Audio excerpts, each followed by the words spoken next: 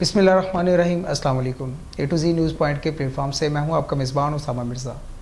آج کے رمضان ٹرانسمیشن میں ہمارے ساتھ ایک بہت ہی اہم شخصیات، بہت اہم دوست موجود ہیں، جو کہ بہت ہی اچھے مقرر بھی ہیں اور بہت اچھے نعت خواں بھی موجود ہیں ہمارے ساتھ۔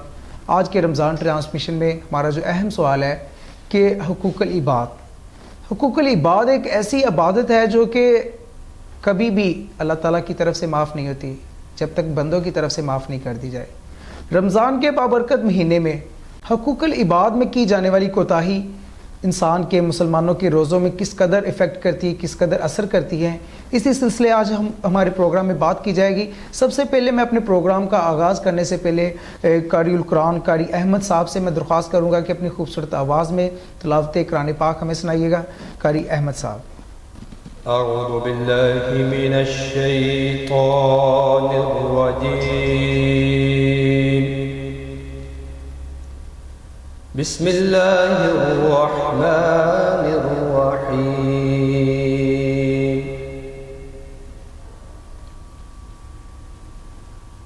ثم اماتہ فأقبرہ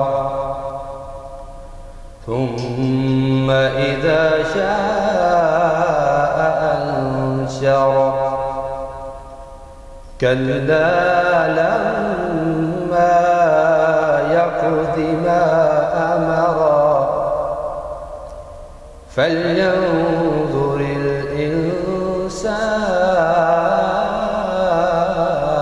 إلى طعامه، أنا صببنا الماء صبا، ثم شققنا الأرض شقا، فأنبتنا فيها حبا وعنبا وكسبا وزيتونا ونخلا وحدائق غلبا وفاكهة وأبا، متاعا لكم ولأنعامكم، صدق اللہ العظیم۔ ماشاء اللہ جی، جزاک اللہ، بہت ہی خوبصورت آواز تھی۔ یہ تھے ہمارے قاری احمد صاحب جو کہ اپنی خوبصورت آواز میں تلاوت قرآن پاک ہمیں سنا رہے تھے۔ جی اب ہم سنیں گے نعت رسول مقبول صلی اللہ علیہ وسلم۔ اس کے لیے ہمارے ساتھ موجود ہے تنویر چشتی صاحب، جن کی خوبصورت آواز میں ہم نعت سنیں گے، اور ہم درخواست کرتے ہیں تنویر صاحب سے، تنویر آپ ہمیں اپنی پیاری سی آواز میں نعت رسول مقبول صلی اللہ علیہ وسلم سنائیے گا۔ صلی اللہ علیہ یا رسول اللہ وسلم علیہ یا حبیب اللہ، حضور میری تو ساری بہار آپ سے ہے، حضور میری تو ساری بہار آپ سے ہے، میں بے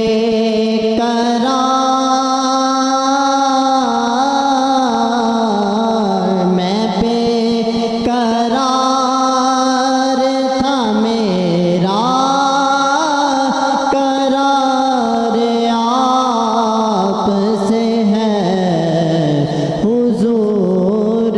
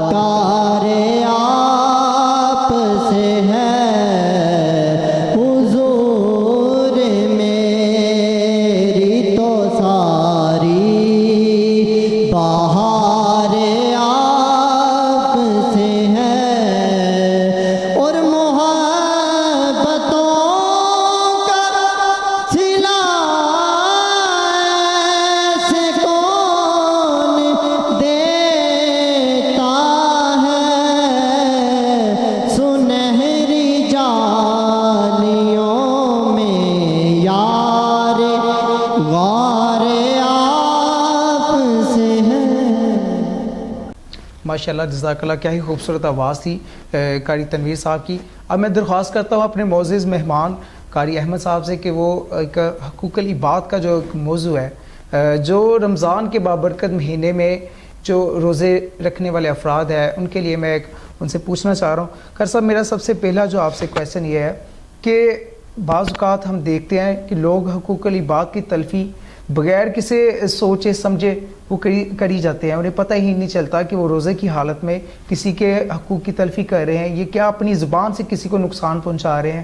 تو کیا کہیں گے آپ کہ روزے کی حالت میں اس طرح عام حالات میں بھی یہ گناہ کا کام ہے، اور روزے کی حالت میں جب یہ کیا جاتا ہے تو بہت زیادہ لوگوں کو کیا اس کا روزے کا فائدہ پہنچ جاتا ہے؟ کیا کہیں گے آپ؟ جی اسامہ مرزا صاحب، بہت بہت شکریہ، آپ نے ہمیں اپنے پروگرام میں مدعو کیا۔ اللہ تعالیٰ آپ کو عزتیں برکتیں عطا فرمائے، اور بہت اچھی ٹرانسمیشن کا سلسلہ آپ نے جاری کیا، اللہ تعالیٰ آپ کو جزائے خیر عطا فرمائے۔ بہت پیارا آپ نے سوال کیا، اور موقع کی مناسبت سے آپ نے سوال کیا اس پہ، یہ ہے کہ آپ دیکھیں رمضان المبارک کا ایک مقدس مہینہ ہے، اور یہ خاص مہینہ ہے جی۔ اس میں اللہ تعالیٰ نے فرمایا کہ آپ نے مسلمانوں کو فرمایا کہ آپ نے روزے رکھنے ہیں، اور روزہ ضبط نفس ہے۔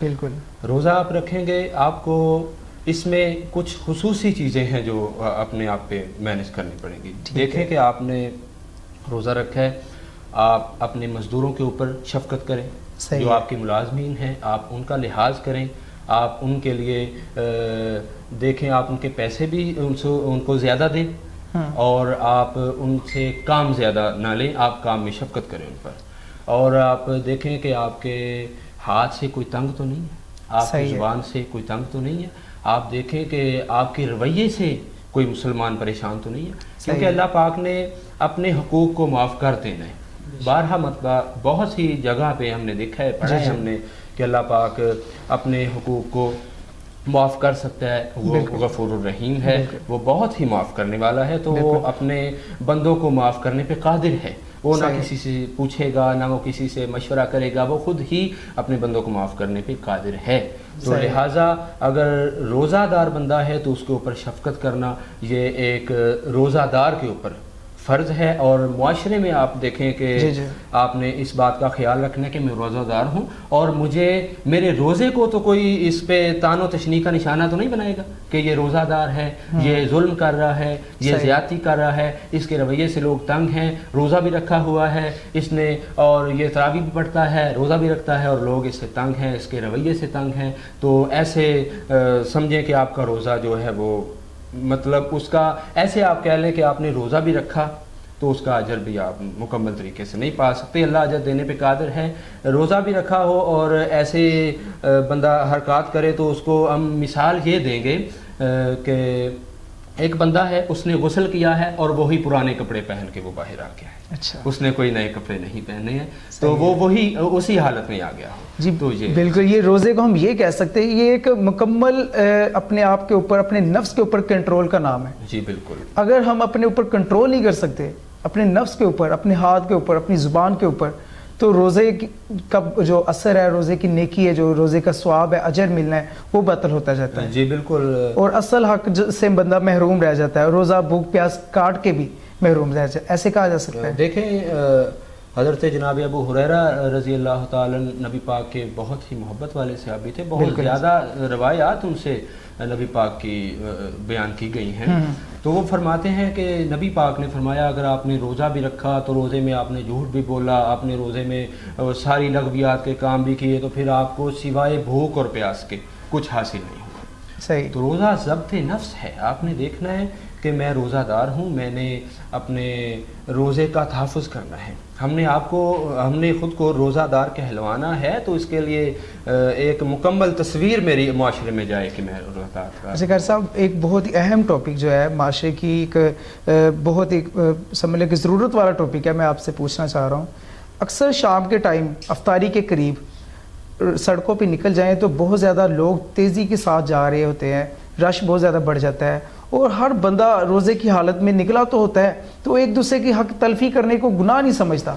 اکثر سڑکوں پہ دیکھیں گے اشاروں کے اوپر لوگ اشارہ توڑتا نظر آتے ہیں، ٹھیک ہے، ٹریفک کے اندر ٹریفک کی خلاف ورزی کرتے نظر آتے ہیں، ٹھیک ہے. گلیوں کے اندر دیکھ لیں تو روڈ بلاک کر کے اپنی شاپنگ کرنے میں مصروف نظر آتے ہیں. کیا سمجھتے ہیں یہ عوام کی طرف سے یہ عمل ان کے روزے کے اوپر اثر نہیں کرتا؟ یہ ان کی عوام کی حق تلفی نہیں ہے؟ یہ حقوق العباد کے زمرے میں نہیں آتا جو لوگ نہ چاہتے ہوئے یا نہ سمجھی میں ادا کر رہے ہیں؟ کیا کہیں گے آپ؟ جی بہت پیارا سوال آپ نے کیا، بہت شکریہ. آپ نے بہت اچھا جو سوال کا سلسلہ. دیکھیں یہ حق تلفی بھی ہے، یہ حقوق العباد کی نفی بھی ہے. بالکل ایسے. آپ روزہ دار ہیں، آپ کو روزہ تحمل سکھاتا ہے، آپ کو روزہ صبر سکھاتا ہے. روزہ ایک مکمل صبر کا پیمانہ ہے آپ کے پاس. بالکل ٹھیک ہے. روزے میں آپ نہ تو جلدی کریں نہ بے صبری کریں، کیونکہ یہ بالکل آپ سمجھ لیں کہ صبر کا تعلق روزے کے ساتھ ہے، روزے کا تعلق صبر کے ساتھ ہے. زبردست. تو اگر آپ ٹریفک کا کر رہے ہیں، اس کی خلاف ورزی کر رہے ہیں، لوگوں کو آپ پیچھے چھوڑ رہے ہیں، آگے جا رہے ہیں، آپ کسی اور حادثے کا شکار بھی ہو سکتے ہیں. بالکل ایسے ہی ہے. اور معاملات ایسے ہیں کہ آپ دیکھیں آپ کسی کو نقصان پہنچا سکتے ہیں، آپ خود کا نقصان کر سکتے ہیں، آپ کہاں کے کہاں پہنچ سکتے ہیں. بالکل ایسے. تو یہ چیزیں ہمیں کم از کم روزہ دار بندہ ہو یا روزہ دار نہ ہو، اس کو ان چیزوں کا تو بہرحال خیال کرنا ہی چاہیے. تو روزہ دار ہوتے ہوئے ہمیں صبر کے دامن کو مضبوطی سے تھامنا چاہیے. یعنی کہ یہ ہم کہہ سکتے ہیں کہ ان باتوں کا عام زندگی میں مسلمان کی بہت اہم کردار ہے. جی بالکل. کسی کے حقوق کا تحفظ کرنا، ٹھیک ہے، کسی کے وقت کی قدر کو سمجھنا. ٹھیک ہے. تو یہ روزہ دار کے لیے تو اور اسپیشل ہو جاتا ہے کہ وہ تو اللہ تعالیٰ کے ساتھ ایک بہت کلوز کانٹیکٹ میں ہوتا ہے. ٹھیک ہے. تو اس کے لیے تو یہ ان ساری باتوں کا خیال کرنا بہت ہی امپورٹنٹ ہوتا ہے، بہت ہی ضرورت ہوتا ہے. ٹھیک ہے. اچھا صاحب، سب سے اہم اور آخری سوال جو میں آپ سے کرنا چاہ رہا ہوں کہ ہمارے معاشرے میں دیکھا جائے کہ عورت کے حقوق کی بات تو بہت کی جاتی ہے، لیکن اسلامی پوائنٹ آف ویو سے بات نہیں کی جاتی اس قدر. عورت کو اس کے بیسک حقوق سے، وراثت سے محروم رکھا جاتا ہے، اور وہی لوگ مسجدیں بنواتے ہیں، وہی لوگ لوگوں کی افطاریاں کرواتے ہیں، وہی لوگ نیکی کے بہت کام کرتے ہیں. کیا یہ ان کے کام اپنی بہنوں کے حصے جو قبض کر کے، اپنی بہنوں کے جو حصوں سے محروم کر کے، یہ شریعت اجازت دیتی ہے؟ ان کی نیکیاں کس قدر قبول ہوتی ہیں؟ کیا کہیں گے آپ اس بارے میں؟ جی مرزا صاحب، بات یہ ہے کہ ایک نیکی ہے اور ایک بدی ہے، یہ دونوں الگ پہلو سے آپ دیکھیں گے. صحیح ہے. بیٹیوں کی حق تلفی کرنا کسی بھی لحاظ سے یہ اسلام اس کی اجازت نہیں دیتا، بلکہ اسلام عورت کو ایک عزت فراہم کرتا ہے. بالکل. عورت کو ایک مقام فراہم کرتا ہے. آپ اسلام سے پہلے عورتوں کے احوال دیکھ لیں تو ان میں ان کے لیے کچھ بھی نہیں تھا، ان کی ذلت خواری ان کا مقدر تھی، تو ان کے لیے وہ لا حاصل کی بنیاد پہ زندگی جی رہی تھی. ٹھیک ہے. تو اسلام میں آپ نے سوال کیا کہ ایک بندہ ہے وہ حق تلفی بھی کر رہا ہے اور وہ جائیدادیں بھی مار رہا ہے، تو وہ ایک طرف نیکی بھی کر رہا ہے. تو میں سمجھتا ہوں کہ یہ کام، یہ دو نظریے ہیں. صحیح. یہ دو باتیں ہیں. آپ اپنے اس حق کا بھی خیال کریں، اپنی بہن کا، اپنی ماں کا، اپنی بیٹیوں کا، ان کو ان کا حق دیں. جس بھی صورت میں ان کا حق آپ کے اوپر واجب ہے آپ ان کا ادا کریں. ایسا نہیں ہے کہ آپ ان کے حق کو بھی تلف کریں اور ادھر نیکی کیے جائیں، ادھر مسجدیں بنائے جائیں، ادھر آپ بہت زیادہ نیکی کے کام فلاح کے کیے جائیں. نہیں، یہ بالکل بھی قابل قبول نہیں. اس پہ نبی پاک کا واضح موقف ہے، تو اس پر کوئی گنجائش نہیں بچتی. جیسے کہ کہا جا سکتا ہے کہ چوری کے پیسے سے کیا ہوا صدقہ بھی قبول نہیں ہوتا. ٹھیک ہے. تو ایسے ہی ہم کہہ سکتے ہیں کہ یہ نسل در نسل اس ایک آدمی اگر اپنی سسٹر کا، اپنی بہن کا، اپنی بیٹی کا حق تلف کرتا ہے، ٹھیک ہے، مارتا ہے، تو وہ بیٹوں کو دے دیتا ہے. نسل در نسل بیٹے چاہتے ہوئے بھی، سمجھتے ہوئے بھی حق لے لیتے ہیں. تو ان کی نسل در نسل اس عورت کی وہ محتاج رہتی ہیں، اس عورت کے گناہ گار رہتے ہیں، اور قیامت والے دن اس کی پوری نسل پکڑی جائے گی. جی بالکل. بلکہ نبی پاک فرماتے ہیں کہ اگر کسی نے کسی کا ایک ہاتھ کے برابر بھی، اتنا بھی کسی نے زمین کا ناجائز قبضہ کیا، تو 7 زمینوں آسمانوں کا اس کے توق پہنایا جائے گا اور اس کو بلایا جائے گا. تو اتنی سخت وعید ہے، نعوذ باللہ. تو اللہ تعالیٰ ہمیں ایسے لوگوں میں نہ کرے.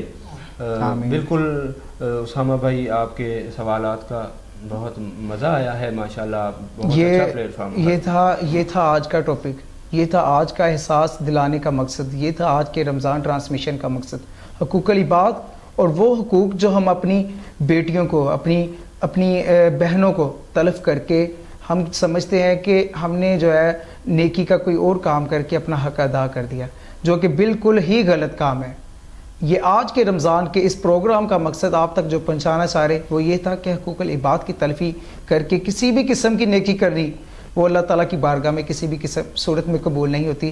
آج کا جو پروگرام علم و آگاہی کا پروگرام تھا، میں امید کرتا ہوں کہ آپ اس سے فائدہ ضرور اٹھائیں گے اور ہمارے اس پروگرام کو، ہماری اس مقصد کو، ہماری اس بات کو لوگوں تک ضرور پہنچائیں گے تاکہ ان کی اصلاح ہو سکے۔ اللہ کے نبی کا کہنا ہے کہ اگر تمہاری وجہ سے کوئی ایک بندہ بھی راہ راست پہ آ گیا تو اسے سرخ اونٹ صدقہ کرنے سے بہتر ہوگا۔